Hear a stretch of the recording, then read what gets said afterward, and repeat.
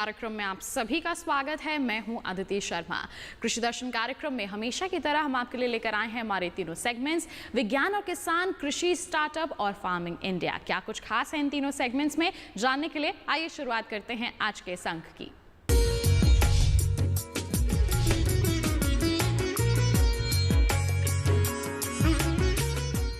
आइए शुरुआत करते हैं विज्ञान और किसान सेगमेंट से, और इसमें हम आपको बताएंगे कि कोरोना महामारी की इस परिस्थिति में कृषि विज्ञान केंद्र उज्ज्वा हमारे किसानों की मदद के लिए क्या क्या कार्य कर रहा है और किस तरह से उन्हें जागरूक कर रहा है। आइए इसी पर आधारित एक खास रिपोर्ट आपको दिखा देते हैं।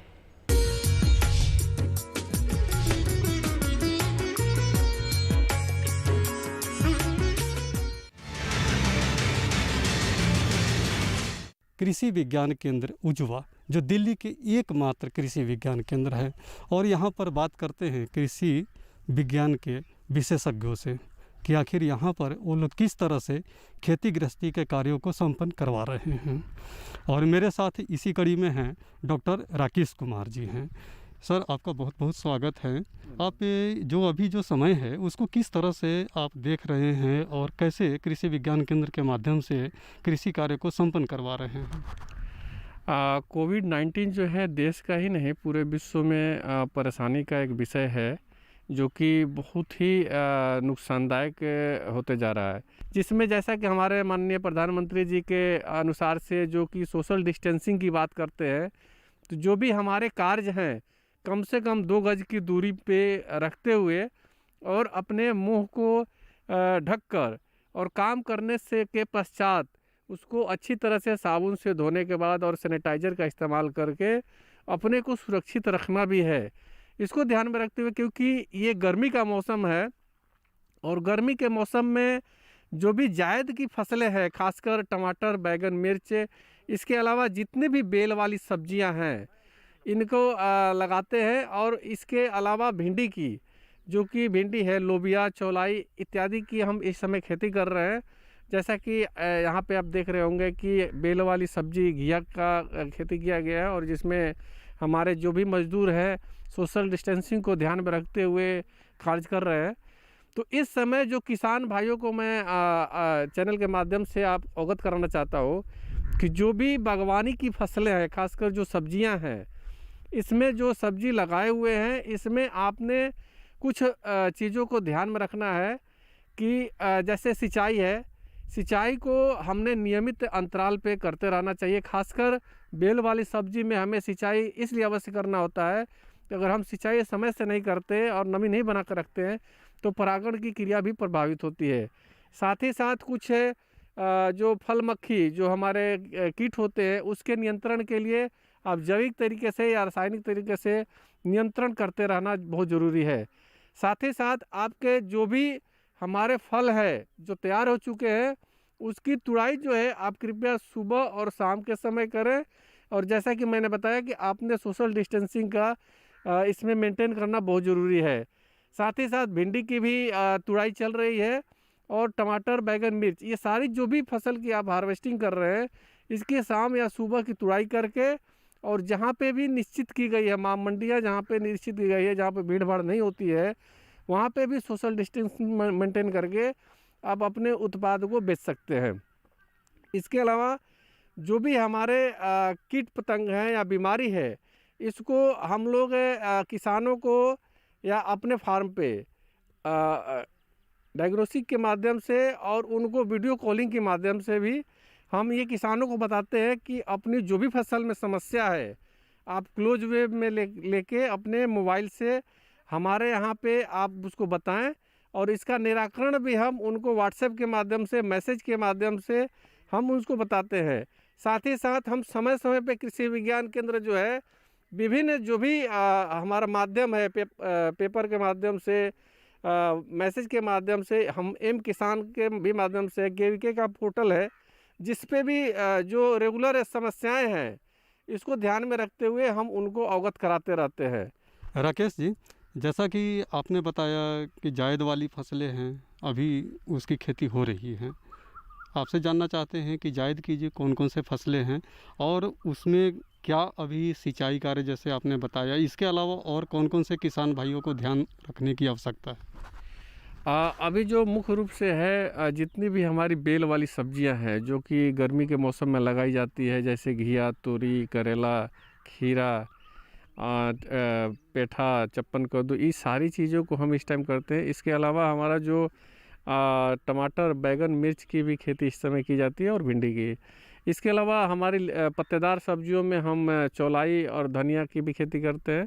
साथ ही साथ लोबिया की भी इस समय व्यापक तौर पे खेती की जाती है। इस टाइम क्योंकि गर्मी का मौसम है और इसमें पानी की ज़्यादा रिक्वायरमेंट्स होती है, तो किसान भाई को हमेशा ध्यान रखना है कि पानी की उपलब्धता को रेगुलर बना रखें, क्योंकि जिससे फसलों को नुकसान ना हो। साथ ही साथ है जो भी क्योंकि गर्मी के मौसम में कीट और बीमारियों का ज़्यादा प्रकोप होता है, तो इसको ध्यान में रखते हुए हमने उनमें रेगुलर जो है उसकी निगरानी करते रहना चाहिए। और जो भी परेशानी है, जो भी विशेषज्ञों से संपर्क करके आप साझा करें, उसका नियमित रूप से आपको उसके बारे में जो सोल्यूशन होगा वो बताया जाएगा। और साथ ही साथ आपको बता दिया जाएगा कि जो भी हमारे इनपुट्स हैं, जैसे दवा और पेस्टिसाइड्स की दुकानें हैं, सरकार द्वारा जितनी भी आपके आसपास है वो खुली रखी गई है, जिससे आपको दिक्कत नहीं आएगी। इसके अलावा हमारे जो भी, क्योंकि गर्मी के मौसम में हम जब सिंचाई करते हैं तो इसमें खरपतवार की बहुत ज़्यादा परेशानी होती है, और खरपतवार ज़्यादा होगा तो उसमें कीट और बीमारियों का प्रकोप भी ज़्यादा होगा। तो समय समय पे हम खरपतवार को निकालते रहें और नराई गुड़ाई करते रहें। और जो भी जैसे जैसे फसल तैयार होती है, जैसे फसल तैयार हो जाए तो आप हार्वेस्टिंग नियमित रूप से करते रहिए और उसको अच्छी तरह से छटाई करके, ग्रेडिंग करके, और उसको आप बाज़ार में ले जाके आप बेचें। इस गांव में किसान काफ़ी अच्छी तरीके से खेती कर रहे हैं। और जैसे किसानों के पास इस समय समस्या है कि कम ज़मीन है, तो कम ज़मीन से अधिकतम उत्पादन कैसे प्राप्त करें और अधिकतम आय कैसे प्राप्त करें, उसके लिए कुछ सस्य विज्ञान की जो तकनीकियाँ हैं उसका उपयोग करते हुए किसान भाई अच्छी खेती कर रहे हैं। जैसे आप देख रहे हैं इस समय खेत में ये गन्ना है, गन्ना के साथ इन्होंने जो है ककड़ी लगा रखी है और लौकी लगा रखी है और मूली वगैरह लगा रखी है। पूरे एक छोटा क्षेत्र है इनका, लगभग 2 एकड़ का एरिया है ये। तो इसमें यह इंटरक्रॉपिंग कर रहे हैं। ये इंटरक्रॉपिंग में क्या है, जैसे गन्ना है, गन्ने की जो शुरू में बुवाई करते हैं तो इसकी जो प्रारंभिक जो मतलब ग्रोथ होती है, इसकी बढ़वाड़ होती है, गन्ने की कम होती है। तो 3 महीने का जो समय होता है बुवाई से, और 3 महीने तक का जो समय है, 3 या 4 महीने तक का समय है गन्ने की बुवाई से, वो इसमें खेत जो है इतनी मतलब जो गन्ने के पौधे हैं इतने बढ़ते नहीं है। तो उस समय जो है उसके बीच का जो एरिया है उसका किसान भाई किस तरह से उपयोग कर सकते हैं। तो ये जो किसान है इस सारंगपुर गाँव में, तो ये क्या कर रहे हैं, इसमें इंटरक्रॉपिंग कर रहे हैं। इसमें इन्होंने लौकी लगा रखी है, ककड़ी लगा रखी है, मूली वगैरह लगा रखी है, और जिससे क्या है ये कुछ 4 महीने जो प्रारंभिक अवस्था के हैं उसे अधिकतम उपयोग कर सकते हैं उसका, और इससे अधिकतम लाभ ले रहे हैं वो। उसके बाद क्या 4 महीने बाद ये इसे खाली रहेंगे, फिर इसमें जो फसल जो गन्ने की है वो बढ़वार करेगी, और दूसरा जो उत्पादन रहेगा इनका फिर गन्ने का रहेगा।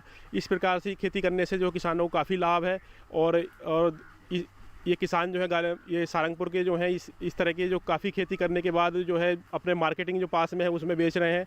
और कोविड-19 जो चल रहा है इस समय, उसके बीच में रहते हुए सोशल डिस्टेंसिंग को मेंटेन करते हुए ये खेती अपनी कर रहे हैं किसान भाई। नमस्कार जी, मैं भूम सिंह, गांव सारंगपुर, दिल्ली 73 से। 1 एकड़ में मैंने ईख लगाया। ईख लगा करके उसके ऊपर मैंने ककड़ी, खीरा, गोभी, मूली और लौकी, ये 5 फसल 4 महीने के लिए ये 5 फसल लगाई थी, जिसमें गोभी मेरी ख़त्म हो चुकी है। ककड़ी, खीरा, लौकी और मूली वो अभी चल रहे हैं। 1 महीने के अंदर अंदर ये भी ख़त्म हो जाएंगे। इसमें जो मेरे को बीच में सलाह लेनी पड़ती है KVK उजवा से, कृषि विज्ञान केंद्र, ये डॉक्टर इनकी जो पूरी टीम है ये पूरी हमारी हेल्प करती है, मदद करती है। और इसके बाद ये ख़त्म होने के बाद ये ईख अपना पूरा प्रोडक्शन देगा। और ये जो अभी कोविड-19 जो चला हुआ है, इसके अंदर जो लेबर जो खेत में काम करती है उसको भी स्पेशली बोला गया है कि आप 2-2 मीटर के गैप पे रहोगे और अपना पूरा मास्क वगैरह लगा के, गमछा बांध के, तब अपना गुड़ाई जुताई जो भी करना है, नराई करना है, उसके हिसाब से करना है। और जैसे मैं फसल वगैरह मंडी में लेके जाता हूँ तो अपना पूरा आइसोलेशन मतलब मास्क वगैरह लगा करके फिर मैं मंडी में जाता हूँ। और वहाँ से आने के बाद जैसे होता है सैनिटाइज हाथ वगैरह साफ़ किए और अपने कपड़े वपड़े बाथरूम में पड़ के सब कुछ क्लियर करके जब मैं घर के अंदर घुसता हूँ।